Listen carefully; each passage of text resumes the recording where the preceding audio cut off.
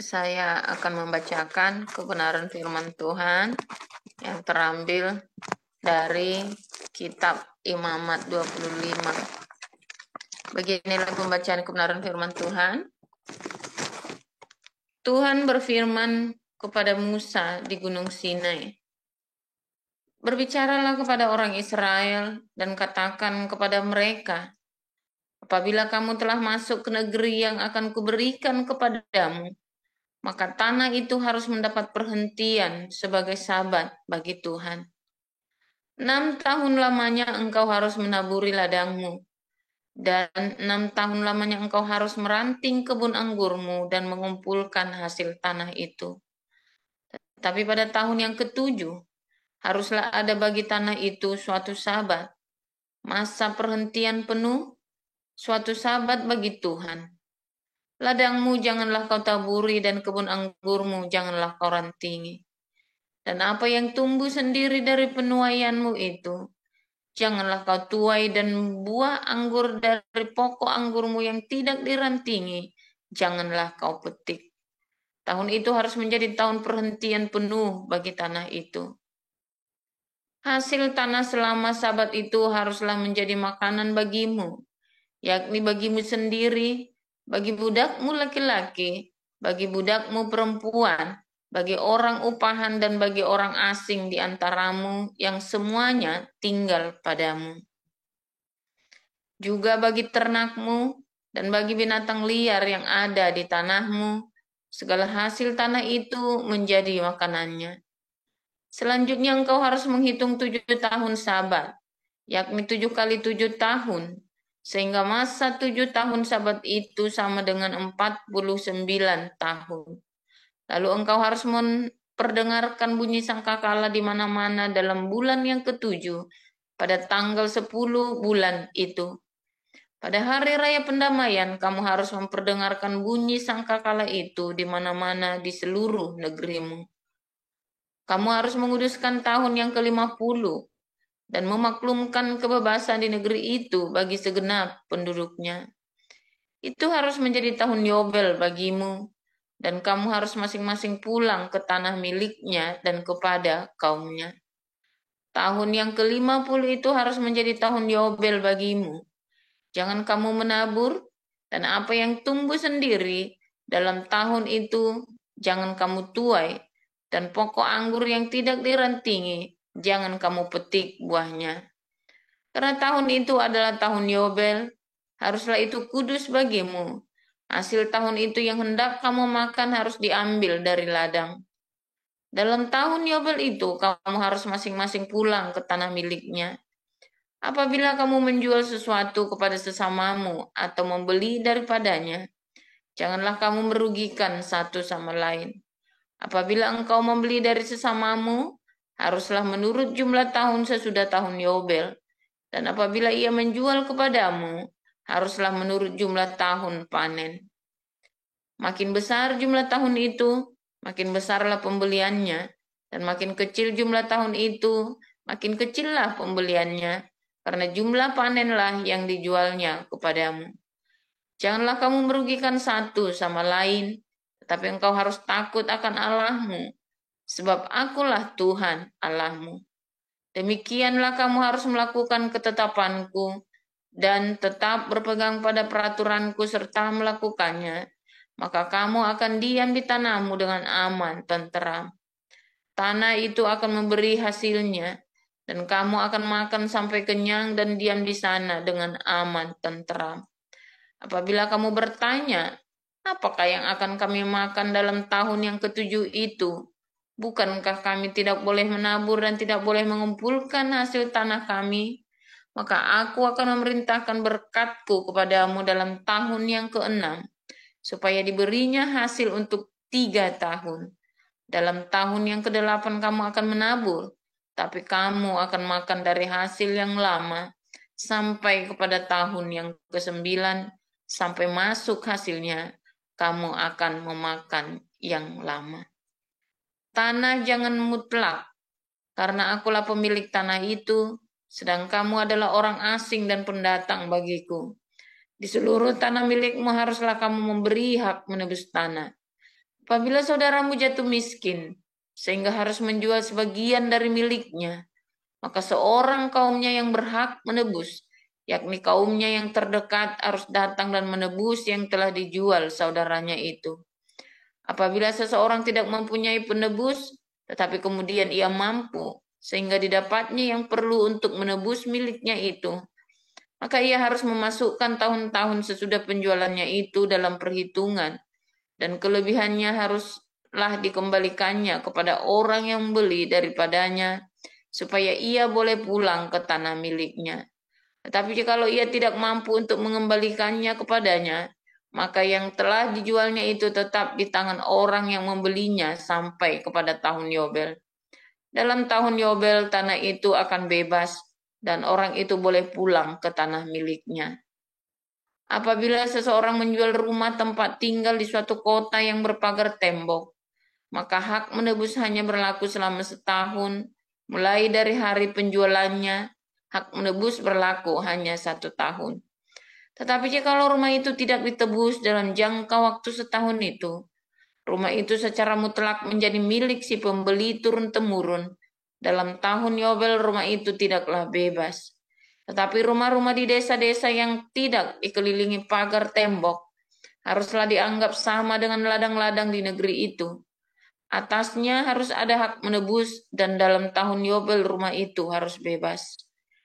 Mengenai rumah-rumah di kota-kota orang Lewi, hak menebus rumah-rumah itu ada pada orang-orang Lewi untuk selama-lamanya. Sekalipun dari antara orang Lewi yang melakukan penebusan, tetapi rumah yang terjual di kota miliknya itu haruslah bebas dari tahun Yobel, karena segala rumah di kota-kota orang Lewi adalah milik mereka masing-masing di tengah-tengah orang Israel. Dan padang pengembalaan sekitar kota-kota mereka janganlah dijual, karena itu milik mereka untuk selama-lamanya. Demikian. Ya, silakan Ibu Veronica untuk lanjutkan. Apabila saudaramu jatuh miskin, sehingga tidak sanggup bertahan di antaramu, maka engkau harus menyokong dia sebagai orang asing dan pendatang, supaya ia dapat hidup di antaramu. Janganlah engkau mengambil bunga, uang, atau riba daripadanya, melainkan engkau harus takut akan Allahmu, supaya saudaramu dapat hidup di antaramu. Janganlah engkau memberi uangmu kepadanya dengan meminta bunga, juga makananmu. Janganlah kau berikan dengan meminta riba. Akulah Tuhan Allahmu yang membawa kamu keluar dari tanah Mesir untuk memberikan kepadamu tanah Kanaan, supaya aku menjadi Allahmu.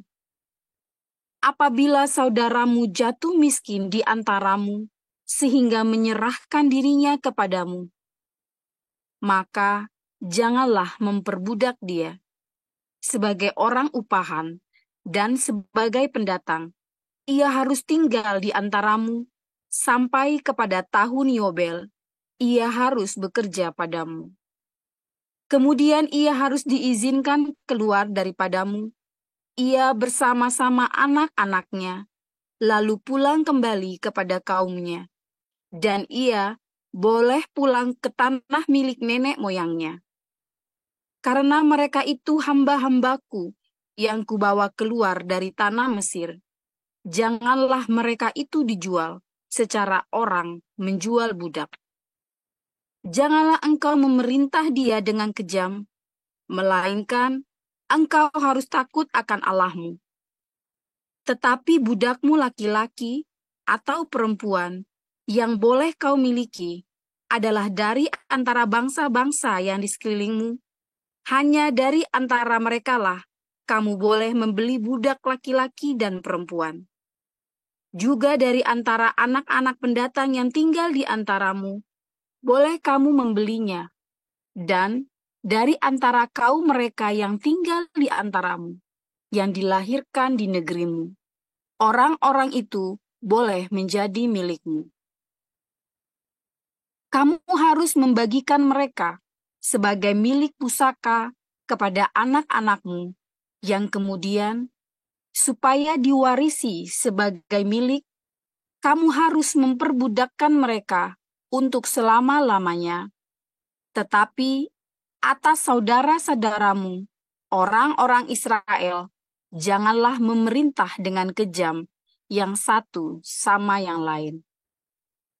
Apabila seorang asing atau seorang pendatang di antaramu telah menjadi mampu, sedangkan saudaramu yang tinggal padanya jatuh miskin, sehingga menyerahkan dirinya kepada orang asing atau pendatang yang di antaramu itu, atau kepada seorang yang berasal dari kaum orang asing. Maka sesudah ia menyerahkan dirinya, ia berhak ditebus, yakni seorang dari antara saudara-saudaranya boleh menebus dia, atau saudara ayahnya, atau anak laki-laki saudara ayahnya, atau seorang kerabatnya yang terdekat dari kaumnya, atau kalau ia telah mampu, ia sendiri berhak menebus dirinya. Bersama-sama dengan si pembelinya, ia harus membuat perhitungan. Mulai dari tahun ia menyerahkan dirinya kepada orang itu, sampai kepada tahun Yobel. Dan harga penjualan dirinya haruslah ditentukan menurut jumlah tahun-tahun itu. Masa ia tinggal pada orang itu haruslah dihitung seperti masa kerja orang upahan.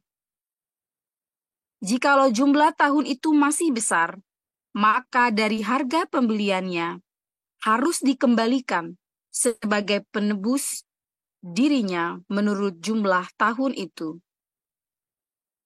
Jika waktu yang masih tinggal sampai kepada tahun Yobel sedikit lagi saja, maka ia harus membuat perhitungan dengan orang itu menurut jumlah tahun itulah ia harus membayar uang tebusan dirinya. Demikianlah ia harus tinggal padanya sebagai orang upahan dari tahun ke tahun. Janganlah ia diperintah dengan kejam oleh orang itu di depan matamu. Tetapi jikalau ia tidak ditebus dengan cara demikian, maka ia harus diizinkan keluar dalam tahun Yobel, ia bersama-sama anak-anaknya. Karena padakulah orang Israel menjadi hamba. Mereka itu adalah hamba-hambaku yang kubawa keluar dari tanah Mesir. Akulah Tuhan Allahmu.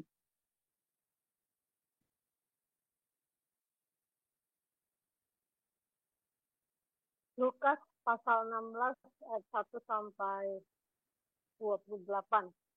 Dan Yesus berkata kepada murid-muridnya, ada seorang kaya yang mempunyai seorang bendahara.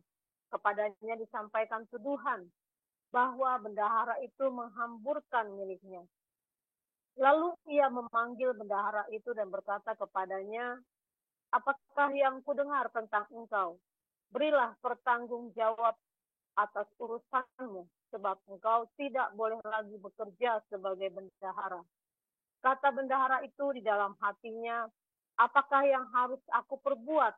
Tuanku memecat aku dari jabatanku sebagai bendahara, mencangkul aku tidak dapat, mengemis aku malu. Aku tahu apa yang akan aku perbuat, supaya apabila aku dipecat dari jabatanku sebagai bendahara, ada orang yang akan menampung aku di rumah mereka.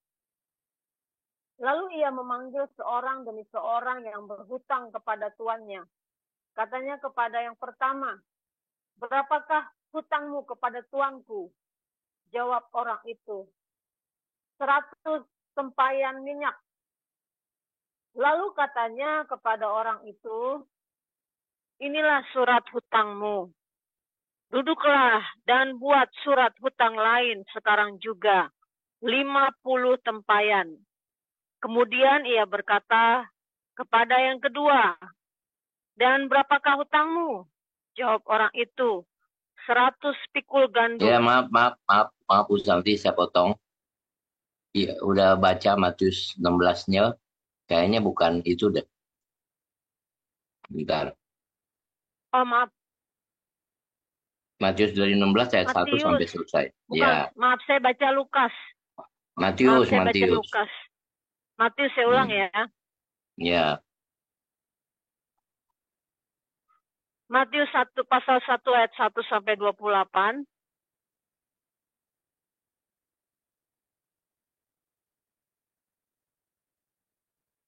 Kemudian datanglah orang-orang Farisi dan Saduki hendak mencobai Yesus.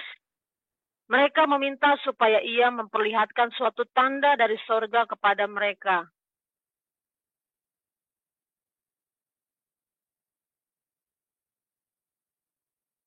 Tapi jawab Yesus, pada petang hari karena langit merah, kamu berkata hari akan cerah. Dan pada pagi hari karena langit merah dan redup, kamu berkata hari buruk. Rupa langit kamu tahu membedakannya, tetapi tanda-tanda zaman tidak. Angkatan yang jahat dan tidak setia ini menuntut suatu tanda, tetapi kepada mereka tidak akan diberikan tanda selain tanda Nabi Yunus. Lalu Yesus meninggalkan mereka dan pergi. Pada waktu murid-murid Yesus menyeberang danau, mereka lupa membawa roti. Yesus berkata kepada mereka, berjaga-jagalah dan waspadalah terhadap ragi orang Farisi dan Saduki. Maka mereka berpikir-pikir, dan seorang berkata kepada yang lain, itu dikatakannya karena kita tidak membawa roti. Dan ketika Yesus mengetahui apa yang mereka perbincangkan, ia berkata, mengapa kamu memperbincangkan soal tidak ada roti? Hai orang-orang yang kurang percaya. Belum juga kamu mengerti, tidak kamu ingat lagi akan 5 roti untuk 5.000 orang itu, dan berapa bakul roti kamu kumpulkan kemudian. Ataupun akan 7 roti untuk 4.000 orang itu, dan berapa bakul kamu kumpulkan kemudian. Bagaimana mungkin kamu tidak mengerti bahwa bukan roti yang kumaksudkan? Aku berkata kepadamu, waspadalah terhadap ragi orang Farisi dan Saduki. Ketika itu barulah mereka mengerti bahwa bukan maksudnya supaya mereka waspada terhadap ragi roti, melainkan terhadap ajaran orang Farisi dan Saduki. Setelah Yesus tiba di daerah Kaisarea Filipi, ia bertanya kepada murid-muridnya, kata orang, siapakah anak manusia itu? Jawab mereka, ada yang mengatakan Yohanes Pembaptis, ada juga yang mengatakan Elia, dan ada pula yang mengatakan Yeremia atau salah seorang dari para nabi. Lalu Yesus bertanya kepada mereka, tetapi apa katamu, siapakah aku ini? Maka jawab Simon Petrus, engkau adalah Mesias, anak Allah yang hidup. Kata Yesus kepadanya, berbahagialah engkau Simon bin Yunus, sebab bukan manusia yang menyatakan itu kepadamu, melainkan Bapa-Ku yang di sorga. Dan aku pun berkata kepadamu, engkau adalah Petrus, dan di atas batu karang ini aku akan mendirikan jemaatku, dan alam maut tidak akan menguasainya. Kepadamu akan kuberikan kunci kerajaan sorga. Apa yang kau ikat di dunia ini akan terikat di sorga, dan apa yang kau lepaskan di dunia ini akan terlepas di sorga. Lalu Yesus melarang murid-muridnya supaya jangan memberitahukan kepada siapapun bahwa ia Mesias. Sejak waktu itu Yesus mulai menyatakan kepada murid-muridnya bahwa ia harus pergi ke Yerusalem dan menanggung banyak penderitaan dari pihak tua-tua, imam-imam kepala dan ahli-ahli Taurat, lalu dibunuh dan dibangkitkan pada hari ketiga. Tetapi Petrus menarik Yesus ke samping dan menegur dia, katanya, Tuhan, kiranya Allah menjauhkan hal itu. Hal itu sekali-kali takkan menimpa engkau. Maka Yesus berpaling dan berkata kepada Petrus, Nyala iblis, engkau suatu batu sandungan bagiku. Sebab engkau bukan memikirkan apa yang dipikirkan Allah, melainkan apa yang dipikirkan manusia. Lalu Yesus berkata kepada murid-muridnya, Setiap orang yang mau mengikut aku, ia harus menyangkal dirinya, memikul salibnya, dan mengikut aku. Karena barang siapa mau menyelamatkan nyawanya, ia akan kehilangan nyawanya. Tetapi barang siapa kehilangan nyawanya karena aku, ia akan memperolehnya. Apa gunanya seorang memperoleh seluruh dunia tetapi kehilangan nyawanya? Dan apakah yang dapat diberikannya sebagai ganti nyawanya? Sebab anak manusia akan datang dalam kemuliaan Bapanya, diiringi malaikat-malaikatnya. Pada waktu itu ia akan membalas setiap orang menurut perbuatannya. Aku berkata kepadamu, sesungguhnya di antara orang yang hadir di sini ada yang tidak akan mati sebelum mereka melihat Anak Manusia datang sebagai Raja dalam kerajaannya. Demikian firman Tuhan. Ya, terima kasih untuk para lektor, Ibu Sarma, Ibu Veronica, dan Ibu Santi. Kita akan mendengarkan renungan firman Tuhan yang akan disampaikan oleh Pastor Paul dengan judul Tanda Alam dan Tanda Zaman. Silakan Pastor Paul.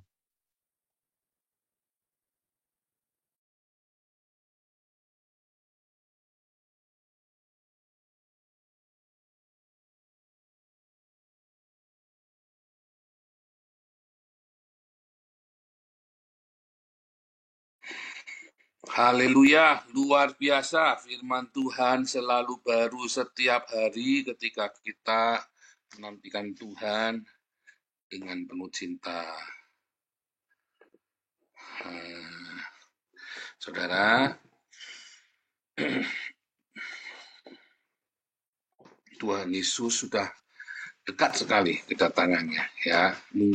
Kemungkinan besar berdasarkan terawangan Wahyu.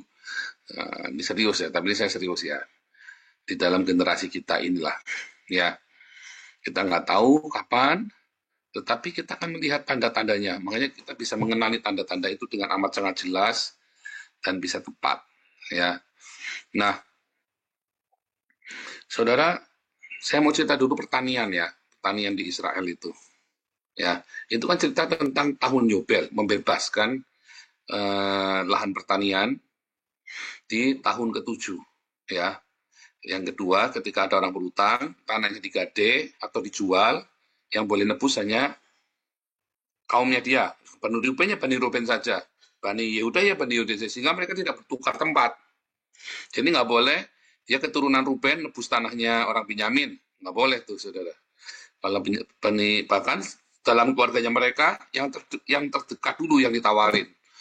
Kalau nggak ada makin jauh. Tapi yang terdekat dulu yang ditawarin, harus begitu. Itu aturannya begitu ya. Nah, kemudian kalaupun itu nanti digade, ya tahun ke-7 harus dikembalikan. Ya, ajaib ya. Itu rumus ya. Nah, saya mau menggarisbawahi saja tentang bagaimana bercocok tanam. Ya, saya kan dari agroteknologi. Nah, saya dulu pernah fokus ke pengendalian hama terpadu. Ya, pengendalian hama terpadu itu bagaimana kita menggunakan pestisida seminim mungkin. Ya, pestisida, insektisida, fungisida, ya, seminim mungkin. Dan kemudian saya belajar dari di Bogor itu dulu ada namanya Frater Agato. Dan di Jepang ada yang namanya Frater Agato, ini orang Belanda ya, yang membuat minimum farming, sustainable farming di Bogor, dan ada Fukuoka Masanobu yang di Jepang, zero farming. Wah, zero farming itu benar-benar itu tidak diapa-apain, back to nature, jadi biarkan itu bertumbuh sendiri. Nah, Israel ini melakukan pola pertanian ya dengan membuat sebuah pola ya. Kalau Israel itu di sebelah kirinya laut, di sebelah kanannya adalah gunung ya. Sehingga ketika Israel melakukan masa bera itu masa tanaman serempak tidak boleh ditanamin, serempak ya. Kalau di Indonesia itu nggak serempak, ya. Kalau ini nanam, sini enggak, ini enggak. Sehingga di Indonesia penyakit tanaman dan hama tanaman itu nggak pernah putus. Makanya sering terjadi krisis pangan di Indonesia. Sering sekali terjadi krisis pangan di Indonesia. Ya, kalau di Israel, krisis pangan bukan karena mereka nggak hasil tanamannya, tetapi karena dijajah sama Midian, sama orang Moab, sama orang Amalek, sama orang Filistin. Maka mereka mengalami krisis karena ada penjajahan di sana. Ya, dijajah, mereka bangsanya lemah karena berzina. Kalau orang yang berzina itu, ya, satu, dia nggak bisa kompak. Indonesia kenapa sulit sekali merdeka dari Belanda? Karena Indonesia menganut poligami, ya, karena Islam kan, karena menganut poligami, raja-rajanya menganut poligami, makanya susah kompak, ya, susah kompak. Eropa kenapa nggak bisa dipecah belah? Kenapa Eropa selalu bisa bersatu? Karena Eropa penganut monogami. Satu itu. Kedua, penyakit kelamin, ya, kan dulu pernah saya jelaskan. Ketika orang tua ini gonta-ganti pasangan, berzina, bahkan sama perempuan asing, akhirnya kena penyakit kelamin. Zaman itu kan belum ada antibiotik, saudara. Lalu dia menghasilkan keturunan yang lemah. Karena keturunannya lemah, maka dia nggak bisa kuat. Dan itu terjadi 2-3 generasi. Sampai mereka bertobat, baru. Ya, itu terjadi ya. Kalau dijajah itu 20 tahun, 40 tahun. Bayangin, saudara. Habis itu satu generasi 20 tahun aja udah lenger tuh. Indonesia dijajah Jepang 3,5 tahun aja udah kelenger tuh, udah mau setengah mati tuh dijajah Jepang 3,5 tahun, apalagi 20 tahun, 40 tahun, ya kan? Jadi intinya pertanian di Israel itu dari zaman Musa, ya, dari zaman Yosua masuk ke tanah Kanaan sampai dengan hari ini the best in the world, terbaik di seluruh dunia. Tidak ada hasil pertanian di dunia sebaik di Israel yang dilakukan oleh orang Yahudi ini. Bahkan ketika mereka ada di pembuangan, ya, Anda nonton filmnya Cathedral of the Sea, lanjutannya ya, sequelnya itu ya, bagus sekali, dia itu cerita tentang orang-orang Yahudi. Pertanian anggurnya the best di Prancis, saudara.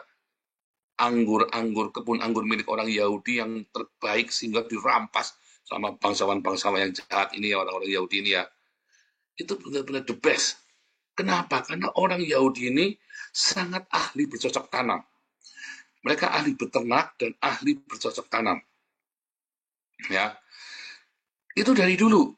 Teknologi itu mereka punya. Ketika Indonesia belajar Pranoto Mongso itu baru sekitar abad ke berapa itu? Ke-10 ya, 12 ya, ke-12 atau ke-13 itu sebelum Islam masuk itu ya. Baru ada legenda Dewi Sri segala macam itu ya. Mereka baru belajar tuh Pranoto Mongso tuh. Orang Israel itu dari ya 2000 tahun 1500 tahun sebelum Yesus sudah ngerti, saudara, Pranoto Mongso itu. Setiap 7 tahun, pertama dimulai dari bulan ya. Setiap bulannya Israel selalu ada 2 tahun sekali kabisat sehingga di reset balik. Kalau kamu pakai kalendernya orang Islam, maka kamu nanti musim hujannya bisa geser. Puasanya dulu kadang-kadang bisa Natal kita puasa bareng, karena Paskah puasa bareng, ya kan? Natal bisa ngerayain bareng atau Paskah ngerayain bareng, tuh bisa geser-geser kalau pakai bulan. Tapi orang Cina dan orang Yahudi itu kalendernya setiap kali Cap Gomeh pasti terang bulan dan itu pasti lagi awal musim semi, ya. Imlek itu selalu awal musim semi, menjelang musim semi. Imlek itu ya, tahun baru Cina. Mau mendekati musim semi maksudnya ya, atau musim dingin yang terakhir. Selalu begitu. Ya. Dan orang-orang Yahudi juga sama. Setiap kali mereka masuki dalam bulan Nisan, itu pasti mereka memasuki musim semi. Ya. Jadi selalu konsisten Pranata Mangsanya. Pranata Mangsa itu adalah ilmu pertanian, menghitung hari, menghitung bulan, menghitung bintang, angin, segala macam ya.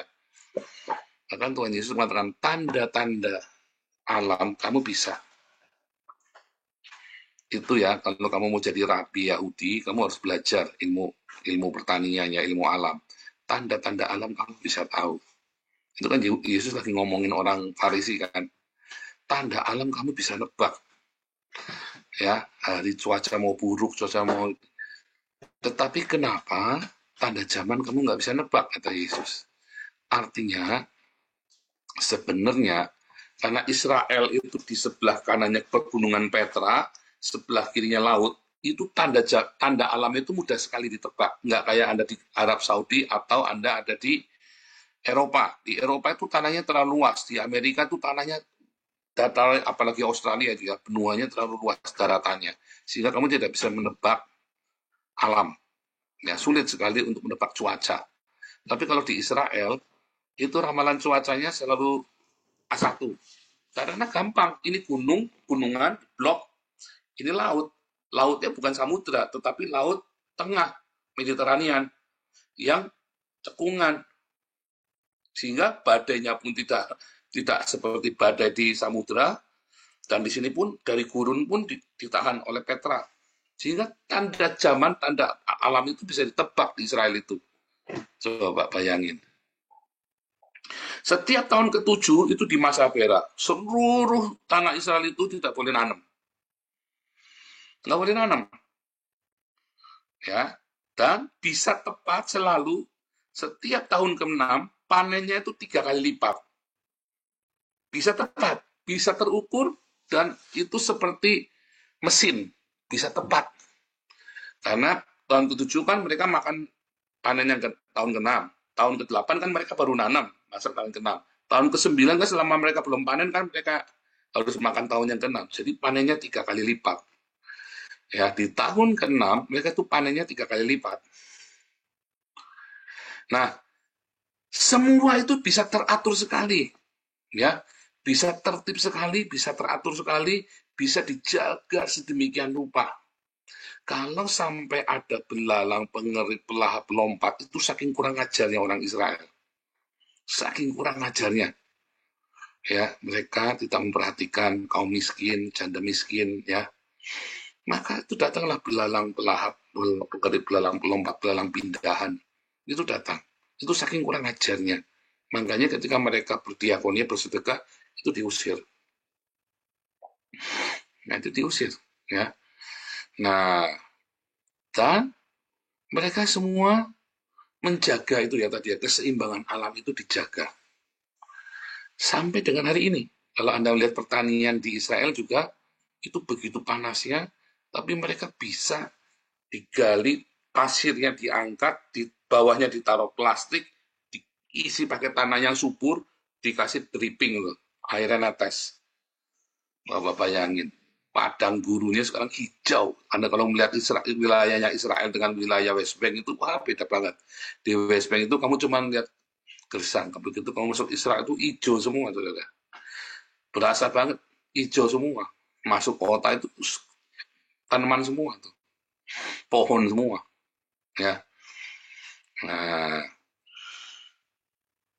tanda zaman itu di Israel itu bisa ditebak, ya. Tanda zaman dengan melihat tanda alam. Kalau tanda alam, dengan kata lain, kalau tanda alam itu dengan mudah ditebak, Israel, ya, cuaca di Israel itu mudah ditebak. Bahkan pendulumnya Israel bisa ditebak. Jam waktunya bisa, jam pasirnya bisa ditebak. Israel ini adalah penanda zaman bagi seluruh dunia. Ya, penanda zaman bagi seluruh parameter bagi seluruh dunia. Anda lihat Yerusalem damai, maka seluruh dunia damai. Anda melihat Israel masih ruwet, seluruh dunia pasti ruwet. Pasti. Ya, itu pasti. Dan Anda melihat ya kerohanian, contohnya, saudara, ada di Israel itu namanya Hasidic Movement. Hasidic Movement itu kalau di karismatik itu namanya gerakan karismatik, ya kalau di Kristen itu William Seymour, Peter Farham. Nah, Hasidic Movement namanya Beshem Tov, ya di Polandia. Tapi dia adalah penggerak Hasidic Movement itu ada yang kesembuhan ilahi segala macam itu ya. Kabat, Kabbalah, nah itu jadi semua itu dari Hasidic Movement itu ya. Nah, yang divine itu ya, yang yang gerakan kebangunan rohaninya orang Yahudi itu, gerakan kesalehan, pebisnis tapi mereka hidup saleh. Bukan aneh ya, tapi saleh. Mereka sangat realistis tapi hidupnya saleh, baik. Ya, nah, itu seperti gerakan karismatik atau gerakan Pentakosta, atau diawali dengan gerakan evangelikal itu ya di Eropa. Itu bisa sama loh, ya. Dalam hal kerohanian pun bisa sama. Nah, jadi itu adalah penanda. Israel adalah penanda. Jamnya kita, penanda kondisinya kita. Ini kondisi lagi ruwet. Begitu Yerusalem ruwet, ini lagi ruwet. Oke, selalu begitu. Kalau Yerusalem aman, aman seluruh dunia. Dan orang Yahudinya, orangnya juga, negaranya juga. Nah, hari ini kita melihat ya bahwa tanda zaman itu bisa ditebak. Kita tidak bisa hari dan saatnya, tetapi tanda-tandanya kita tahu. Makanya harus selalu berjaga-jaga dengan berdiakonia, dengan bersedekah, ya, dengan bersedekah senantiasa, saudara. Anda tidak boleh sampai lalai di dalam bersedekah. Pengenalanmu pribadi sama Tuhan Yesus itu penting.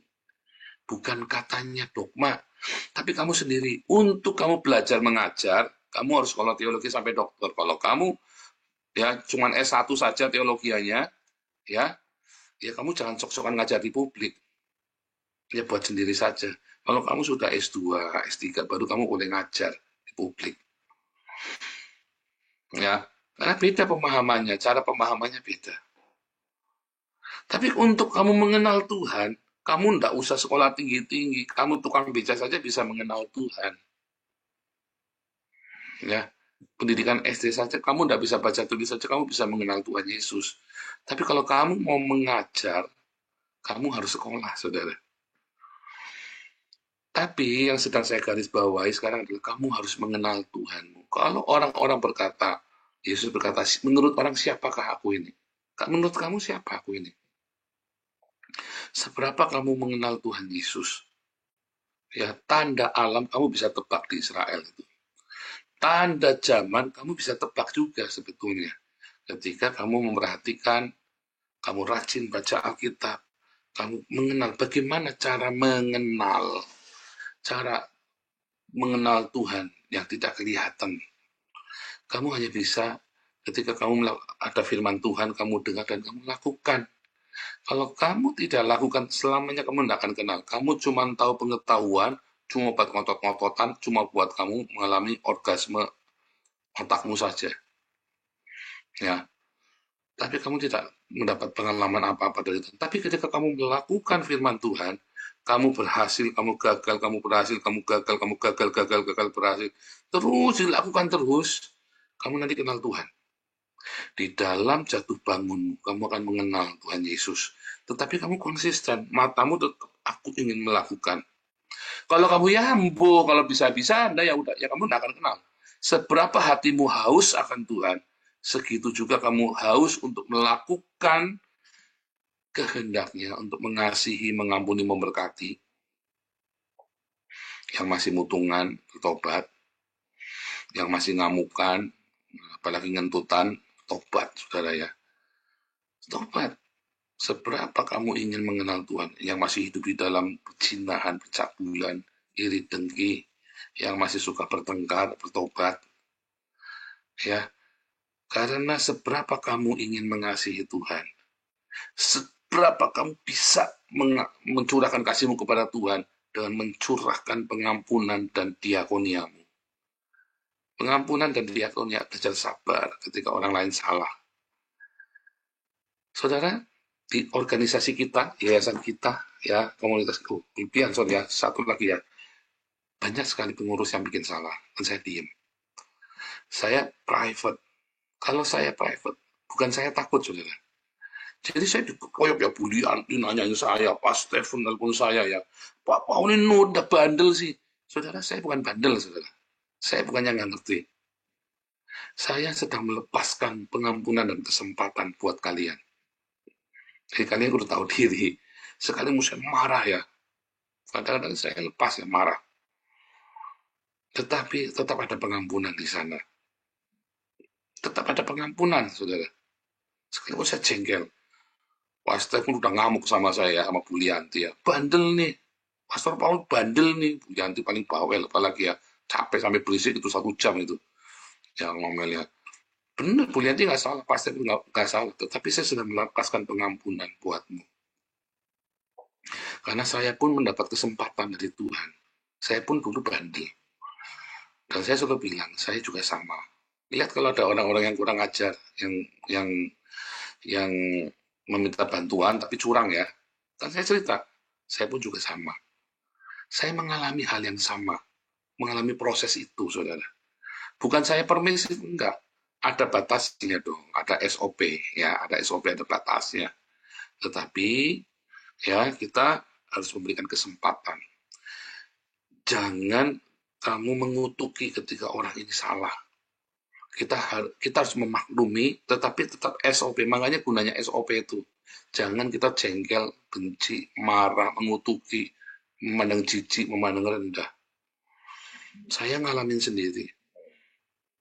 Sehingga saya bisa mengerti yang dirasakan. Mumetnya ya. Kalau orang miskin ya, itu Ana tuh pernah nulis ya, kemiskinan itu ya membuat kamu buta. Kemiskinan itu membuat kamu bodoh. Kemiskinan itu membuat kamu buta, kemiskinan itu membuat kamu bodoh. Ya. Kenapa? Karena orang miskin tuh bumpet otaknya, saudara. Bumpet. Mau ngapa-ngapain udah nggak bisa. Keluar rumah saja udah sial kok. Orang kalau udah miskin 10 tahun, ada nggak sih yang udah miskin sampai 10 tahun? Kamu keluar dari rumah aja sial. Harusnya kamu dikasih motor aja, motornya baru keluar bisa tabrakan. Nah, kenapa begitu ya? Bisa sial. Ya begitu, saudara. Itu kami ngalamin. Orang-orang ini kasihan. Udah dikasih kepercayaan, burung sudah di tangan bisa lepas. Itu ya. Orang ini harus kita kasih kesempatan, kita kasih motivasi. Kita dorong, ayo semangat. Kalau kamu masih jengkel, kamu udah ngadap jijik, udah kamu tahu. Kamu belum punya kasihnya Tuhan Yesus. Ya, ayo kita kasih kesempatan melayani. Jengkel, tapi kamu bilang, aku mau mengasihi Tuhan. Makanya SOP harus disiplin, harus tegas. Supaya kamu nggak marah, tapi nggak tertipu. Ya, Tuhan Yesus memberkati.